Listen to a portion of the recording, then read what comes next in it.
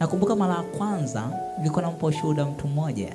Nasema mara ya kwanza nimeona mtu anafufuka ambaye anafufuliwa na mimi. Nilikuwa sio mchungaji, nilikuwa niko nyumbani, nilikuwa naombeaga watu kwenye simu, nikawaombeaga watu, jamii moja ya watu wa Geita. Wakawa wamenipenda sana. Na kwa kuna mama mmoja ambaye anawaorganize huko Geita. Rafiki yangu pale anajua mimi sizimagi simu. Na hii ndio sababu kwa nini sizimi simu. Nikiwa nimeamka kusoma na ninaomba kidogo, nilikuwa nimepigiwa simu ya kule Geita. Ananiambia niko na watu hapa ni wanandoa.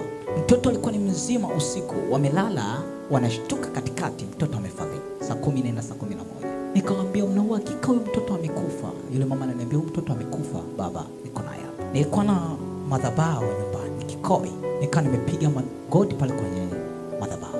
Tukaanza kumuita yule mtoto na kuomba. Kwa first time tunaendelea, yule mtoto akakohoa tena. Nikasikia ile jamii ya kule, kwa sababu watu wameshaungana, wamekuwa wengi, wanapiga kelele. Wananiambia nini? Yule mtoto ameamka. Amen.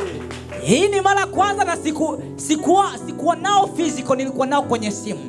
Na mimi nikawa siamini, nikasema hivyo watu wako wanatania, ni huyu mtu amefufuka kweli? Yule mama akaniambia mtumishi, siwezi kukudanganya, ni tumempima mtoto, tunamshika, ni mapigo ya moyo hayaendi. Nikasema my God.